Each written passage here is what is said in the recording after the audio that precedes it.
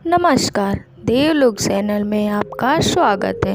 अगर आप हमारे चैनल में नए हैं तो सब्सक्राइब कर लीजिए ताकि ऐसी वीडियो हम आप तक पहुंचा सके। आज हम आपको बताएंगे आखिर क्यों हंसने लगा मेघनाद का सर कटा। तो महर्षि वाल्मीकि द्वारा रचित हिंदू धर्मगाथा रामायण में उल्लेख मिलता है कि रावण के बेटे का नाम मेघनाद था। उसका एक नाम इंद्रजीत भी था।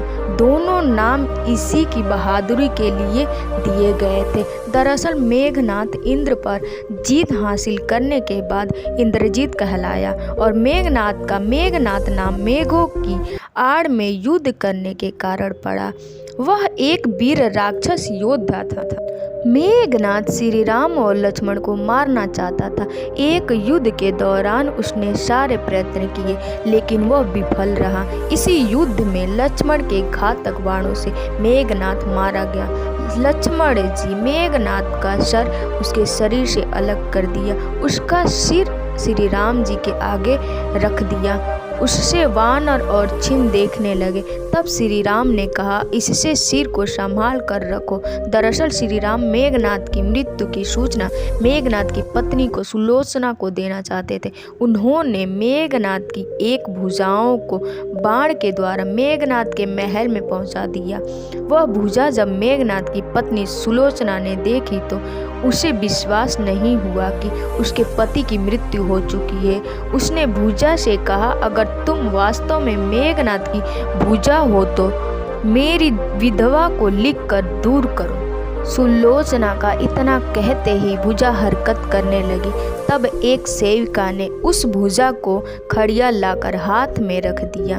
उसे कट हुए हाथ में आंगन में लक्ष्मण जी के प्रशंसा के शब्द लिख दिए। अब सुलोचना को विश्वास हो गया कि युद्ध में उसका पति मारा गया है। सुलोचना इस समाचार को सुनकर रोने लगी। फिर वह रोकर रथ में बैठ के रावण से मिलने चली गई। रावण को सुलोचना ने मेघनाद का कटा हुआ हाथ दिखाया और अपने पति का सिर मांगा। सुलोचना रावण से बोली कि अब मैं एक पल भी जीवित नहीं रहना चाहती हूँ, पति के साथ ही सती होना चाहती हूँ। तब रावण ने कहा, पुत्री 4 घड़ी प्रतीक्षा करो, मैं मेघनाद का सिर शत्रु के सिर के साथ ही लेकर आता हूँ। लेकिन सुलोचना को रावण की बात पर विश्वास नहीं हुआ। तब सुलोचना मंदोदरी के पास पहुँच गई। तब मंदोदरी ने कहा, तुम राम के पास जाओ, वह बहुत दयालु है। सुलोचना जब राम जी के पास पहुँची तो उसका परिचय विभीषण ने करवाया। सुलोचना ने राम जी से कहा, हे भगवान, मैं आपकी शरण में आई हूँ, मेरे पति का सिर मुझे लौटा दें ताकि मैं सती हो सकूं। राम सुलोचना को दया दिखाते हुए बोले, उन्होंने कहा कि तुम्हारे पति को अभी जीवित कर देता हूँ। इस बीच उसने अपनी आप बीती सुनाई।